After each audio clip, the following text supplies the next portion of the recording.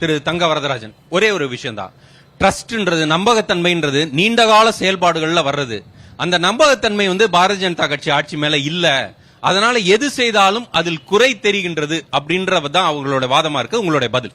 அதாவது அதுக்கு முன்னாடி அண்ணன் வேலுச்சாமி அவர்கள் சுப்பிரமணிய சாமி இந்த கேள்விக்கு நான் பதில் சொல்லணும். அண்ணன் வேலுச்சாமி அவர்கள் சொன்னார், அதாவது சுப்பிரமணிய சாமி பிரதமர் மோடி வைத்த விமர்சனத்துக்கு அவர் சுப்பிரமணிய சாமி கருத்துக்கு உடன்படுகின்றார். அதே சுப்பிரமணிய சாமி அவர்கள் சொன்ன கருத்துக்கு அண்ணன் வேலுச்சாமி அவர்கள் உடன்படுவார் நம்புகின்றேன். என்ன சொன்னார்னா, சுதந்திரத்துக்காக ஒரு பத்திரிகை ஆரம்பிக்கப்பட்டது, நேஷனல் ஹெரால்ட் என்ற பத்திரிகை. அந்த பத்திரிகையில சோனியா காந்தி அவர்களும் ராகுல் காந்தி அவர்களும் ஏறக்குறைய 5000 கோடி அதுல ஊழல் செய்திருக்கார்கள். அவர் சிறை செல்வார் என்று சொல்லியிருக்கிறார். அதுக்கு அவர் உடன்படுவார் என்று நான் நம்புறேன்.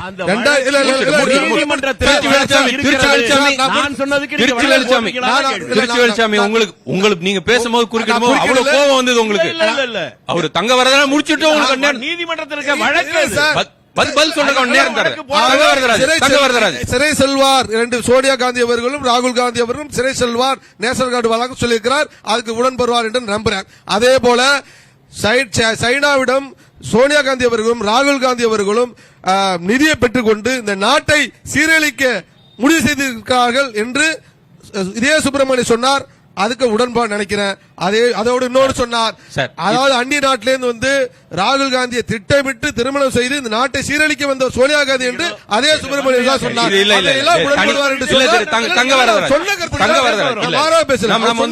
தனிப்பட்ட ரீதியாக பல்வேறு விஷயங்களை தொடங்கணும்.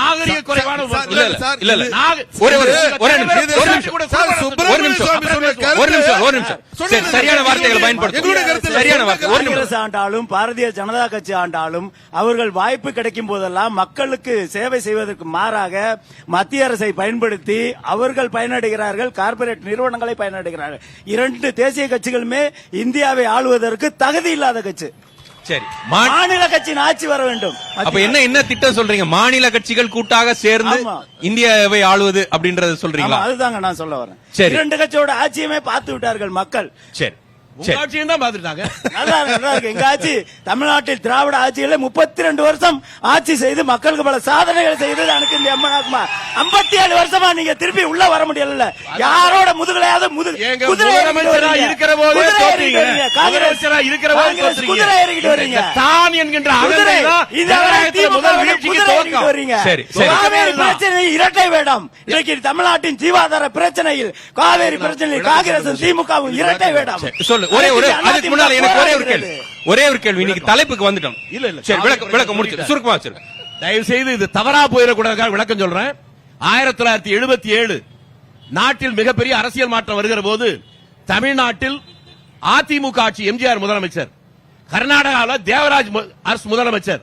தேவராஜ் 67 திமுக ஆட்சி அதிமுக ஆட்சி சொல்லி முடிச்சிடறேன் சார். இவ்வளவு அவசரப்படுறீங்க? அப்ப வருகிற போது தேவராஜர் எம்ஜிஆரை பார்த்து சொல்றாரு, மத்தியில ஜனதா கட்சி ஆட்சி வந்துருச்சு, மொராய் தேசாய் பிரதமர், அவர் சாதாரணமானவர் அல்ல, அவருக்கு எதிரான நம்ம 2 பேர் இருக்கோம், 2 பேரும் நமக்குள்ள ஒத்து போகலன்னா இந்த காவிரி பிரச்சனை வச்சு மட்டுமே நம்மள அவர் அடிச்சிருவாரு, ஆகவே ஒத்து போவோம்னு சொல்லி அவர்கள் இருவரும் பேசி 315 டிஎம்சிக்கு ஒத்துழைத்து அதற்கான பேப்பர் தயார் செய்து கடைசி நேரத்திலே கையெழுத்து போடாமல் போனவருடைய விளைவுதான் இன்றைக்கு இந்த சீரழிவு. அதை தயவு செய்து நீங்கள் ஒரு பாராளுமன்ற உறுப்பினர் இருந்தவர் அதை தெரிந்து கொள்ள வேண்டும். இன்றைக்கு எங்களுடைய பொதுச் செயலாளர் பேட்டியை பார்த்தீங்கன்னா தெரியும், மத்தியில் ஆளுகின்ற தேசிய கட்சியினால் தான் காவேரியில் நம்முடைய உரிமை மறுக்கப்படுகிறது. எனவே மாநில கட்சி ஆட்சி வர வேண்டும் என்று இன்றைக்கு தெளிவாக தலைப்புக்கு ஒரு விஷயம் உரிமை நடுவர் மன்றம் நிறைய விஷயத்துக்கு போயிட்டோம்னா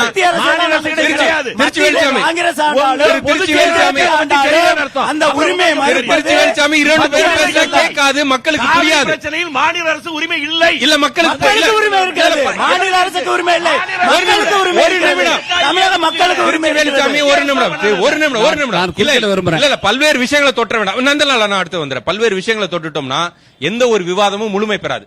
திரு குமார் அவர்கள் ஒரு விஷயத்துல சரியா வந்தார். இன்னைக்கு தலைப்புக்கு வந்தார். என்ன சொன்னார்னா, காங்கிரஸ் கட்சியை 50 வருஷமாக இங்க உள்ள உடல நீங்கள் அதிமுக மீதோ திமுக மீதோ சவாரி செய்ய வேண்டிய நிலைமை இருக்கின்றது அப்படின்ற ஒரு விஷயத்தை சொல்றார்.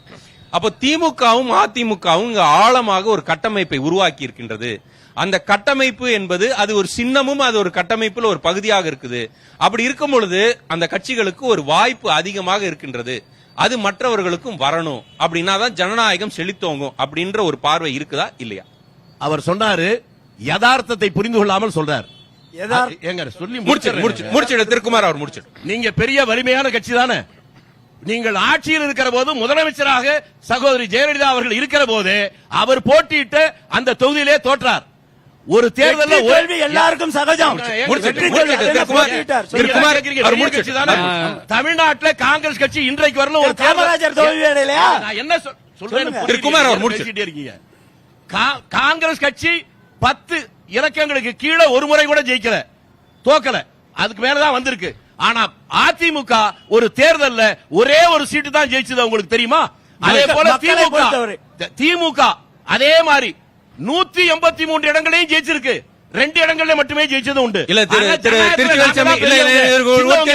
இல்ல ஒரு தெளிவு வேணும். ஜனநாயகத்தை பொறுத்தவரை மக்கள் தான் இறுதி தீர்ப்பு காலத்தில் 32 ஆண்டுகள் எங்களை ஆள்வதற்கு உரிமை கொடுத்தார்கள். அவர்கள் தண்டிப்பதற்கும் தட்டி கொடுப்பதற்கும் மக்களுக்கு உரிமை உண்டு.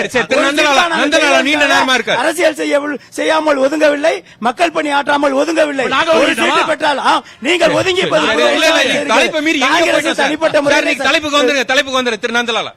அதாவது இப்ப இவங்க 2 பேர் அரசியல் கட்சியினுடைய தலைவர்கள், மக்கள் பிரதிநிதி நான் தான், நாங்க மாட்டிக்கிட்டு முழிக்கிறது உங்களுக்கு புரியுது இல்ல அப்படின்னு. இதான் மக்கள் முழிக்கிற முழிப்பு. நான் என்ன கேட்கிறேன், காவிரி பிரச்சனையோட செல்வோம். காவிரி பிரச்சனையில தேசிய கட்சியோட நிலை ஒரு ஸ்டேட் ஒரு மாதிரி இருக்கு. இல்ல சார், அதுக்குள்ள போயிட வேண்டாம்னு நினைக்கிறேன். தலைப்பு மாறி போயிடும். சரி, இன்னைக்கு சின்னம்ன்றது அந்த தலைப்புக்குள்ள சின்னத்துல நீங்க நல்லா புரிஞ்சுங்க. பாரதிய ஜனதாவினுடைய செயல்பாடு பற்றி தான் ஆரம்பத்தில் சொன்னேன்.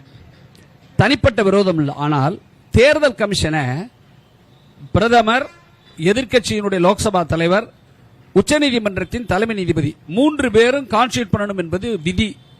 அதை மாற்றி பிரதமர், எதிர்க்கட்சியினுடைய லோக்சபா தலைவர், அப்புறம் அந்த மந்திரி சபையில் இருக்கிற மூத்த ஒரு அமைச்சர் என்று மாற்றியதன் மூலம் எந்த பிரச்சனை வந்தாலும் அது ஆளுங்கட்சிக்கு சார்பாக மாற்றுவதற்கு தேர்தல் கமிஷனை டிசைன் பண்ணியது பாரதிய ஜனதா என்ற குற்றச்சாட்டை மக்கள் சொன்னால் இல்லை என்று சொல்ல முடியுமா? சார் ஏன் அதை மாத்துறாங்க? ஏன் மாத்துறாங்க? அதாவது மத்திய அரசின் அனைத்து ஏஜென்சிகளும் இன்றைக்கு பாரதிய ஜனதா கட்சியின் ஆட்சிக்கு ஆதரவு கொடுத்து என் பேசுறப்ப ஆரோக்கியமா போகாது. ஒழுங்குபடுத்தணும். இப்ப அண்ணன் சொன்னாரு சார், நீதிமன்றம் அதாவது இப்ப பாத்தீங்கன்னா ஜூன் முதல் வாரத்துல 5 ஆண்டு முடிச்சு அடுத்த பிரதமர் பதவி இருக்கணும், அதுக்குள்ள தேர்தல் நடத்தணும். அதுக்கு இடையில ரெண்டு பேரும் ராஜினாமா பண்ணிட்டாங்க. அந்த அடிப்படையில் உடனடியாக அந்த நம்ம தேர்தல் ஆணையர் நியமிக்கணுங்கிறதுனாலதான் அதை நியமிச்சாங்க. அதுல நீதிமன்றமே சொல்லியிருக்குது, நீங்க மத்திய அரசு